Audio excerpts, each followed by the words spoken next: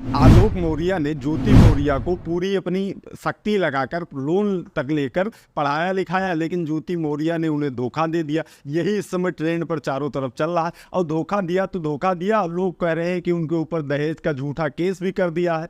अब बेचारे आलोक का क्या होगा? लोग इस सारी चीज़ों का इंटरप्रिटेशन तो कर रहे हैं कि उसने धोखा दिया तो कैसे दिया, महिला सही कि पुरुष सही, ये बात पूरे देश में चल रही है। लेकिन एक बात छूट रही है, वो ये है कि जो केस ज्योति मौर्य ने किया है आलोक मौर्य पर, और जो हजारों महिलाएं झूठे आरोप दहेज का केस किसी भी पति पर करती हैं, उसका परिणाम क्या होता है, इस विषय पर कोई बात नहीं कर रहा है। तो दोस्तों आइए आज के इस वीडियो में हम यही समझते हैं कि झूठे दहेज के केस अगर महिलाएं किसी भी पुरुष के ऊपर कर देती हैं तो उसका अंजाम क्या होता है, अदालत में इसकी प्रक्रिया क्या होती है, कैसे चलता है मुकदमा, क्या सजा होती है, जमानत होती है कि नहीं होती है, जेल जाना होता है या जेल नहीं जाना होता है, आलोक मौर्य जेल जाएंगे या नहीं जाएंगे, सारी जानकारी इस वीडियो में समझते हैं।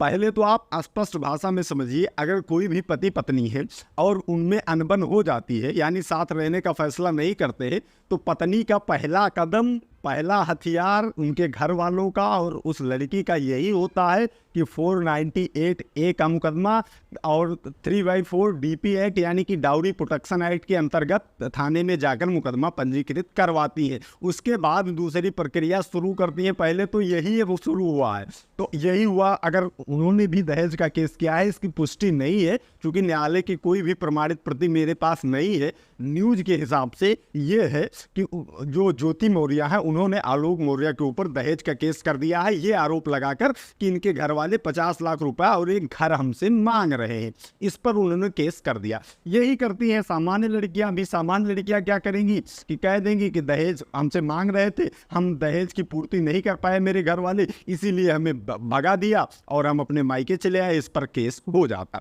अब जब 498A का मुकदमा लिखा जाता है आपके खिलाफ, तो इसमें आगे की प्रक्रिया क्या होती है? तो अगर FIR पंजीकृत होती है तो उसकी विवेचना होना स्वाभाविक है।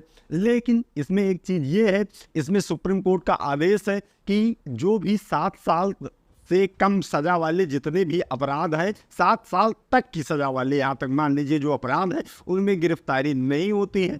41A की नोटिस मिल जाएगी आपको, आपकी गिरफ्तारी नहीं होगी तो भैया दहेज का मुकदमा लिखा जाएगा, गिरफ्तारी आपकी नहीं होगी। ऐसे आलोक मौर्य की भी गिरफ्तारी नहीं होगी। अब गिरफ्तारी नहीं होगी तो उसकी विवेचना की जाएगी, पुलिस जांच करेगी। जांच करने के बाद अगर पुलिस को भी साक्ष्य मिलता है, लगभग मामलों में उनको साक्ष्य मिल ही जाता है, वो FIR वगैरह नहीं लगाते हैं, इस दहेज के मामले में न्यायालय के ऊपर ही छोड़ देते हैं। तो वे क्या करेंगे, अपनी एक चार्जशीट तैयार करेंगे, चार्जशीट को ले जाकर न्यायालय में प्रेषित कर देंगे कि हुजूर हमने जाँच किया, उसमें इनको दोषी पाया, इनको दंडित कर, साक्ष्य तलब करके इनको दंडित करने की कृपा करें। इसके बाद में क्या होगा? इसके बाद में आपकी न्यायालय से आपको समन होगा कि आप आइए, यहाँ हाजिर होइए, अपनी जमानत करवाइए, अपनी बात को रखिए। अब यही बात आती है कि व्यक्ति जेल जाएगा या नहीं जाएगा। गिरफ्तारी तो नहीं हुई, लेकिन जमानत मंजूर होगी या नहीं होगी, इस पर भी कंडीशन होता है। इस पर भी माननीय उच्चतम न्यायालय यानी कि सुप्रीम कोर्ट का कई जजमेंट है। होता क्या है, बेल जब फाइल की जाती है तो सुप्रीम कोर्ट के जजमेंट के अनुसार जो जज साहब होते हैं वह, क्योंकि अगर आप बेल फाइल करेंगे तो लड़की वाले पक्ष से वो अपनी तरफ से वकील लेकर जाते हैं उसका विरोध कराने के लिए कि इनको जेल भेजा जाए।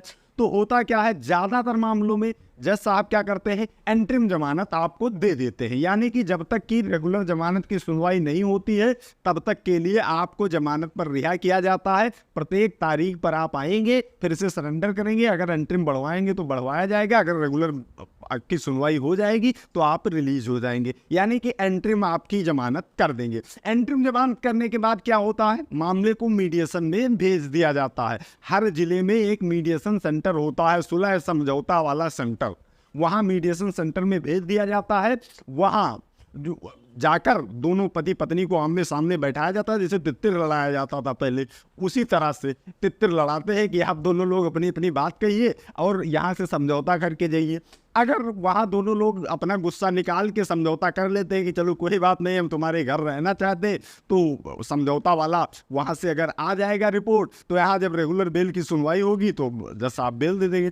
अगर वहाँ से मीडिएशन सेंटर से ये आता है कि इन लोगों का सुलह समझौता नहीं हो रहा है, फिर भी उसमें कुछ लिखा जाता है पॉइंट कि किसकी गलती है, अगर लड़के की गलती आती है तो बेल में थोड़ी सी दिक्कत पड़ने वाली है कि भैया तुम्हारी गलती है तो क्यों नहीं ले जा रहे हो, हम तुम्हें जेल भेजेंगे। यहाँ रेगुलर बेल में आपकी थोड़ी सी दिक्कत हो सकती है, और अगर लड़की की गलती सामने वहाँ मीडिएशन सेंटर से आती है तो बेल आपकी आसानी से हो जाएगी। लगभग मामलों में मान के ये चलिए 498 में इतना दुरुपयोग हुआ है इस दहेज प्रथा कानून का कि honourable high court, honourable supreme court की कई रूलिंग्स ऐसी हैं जिसमें स्पष्ट निर्देश है कि इसको समझौते से ही इसको निपटा दिया जाए, जेल वोल जाने का काम ना करो।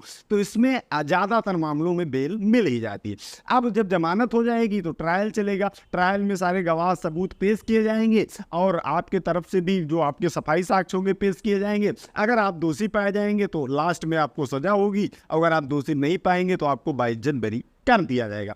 ये पूरा प्रोसेस होता है दहेज प्रथा के केस का। और दहेज प्रथा का केस लगातार कमजोर इसलिए हो रहा है क्योंकि इसका दुरुपयोग भी बहुत तेजी से हो रहा है और इन सब चीज़ों को अदालतें भी जानती हैं, तो ज़्यादातर मामलों में लोग बरी ही हो जाते हैं। तो दोस्तों उम्मीद करता हूँ इन दोनों ज्योति और आलोक के केस में भी आपको इस समझ आ गया होगा, यही प्रक्रिया जाएगी। और जितने भी दूसरे लोगों के ऊपर दहेज प्रथा के मुकदमे लिखे जाते हैं उनमें भी यही प्रक्रिया होती है, ज़्यादातर मामलों में पुरुष बच ही जाते हैं। तो दोस्तों आज की इस वीडियो में इतना ही, मिलते हैं अगली प्रॉब्लम सॉल्विंग वीडियो में। तब तक आप सभी लोग अपने स्वास्थ्य का ख्याल रखिए, कानून की जानकारी, अपने अधिकारों की जानकारी इस चैनल के माध्यम से लेते रहिए, मामलों से बच के रहिए। आई लव यू ऑल, जय हिंद।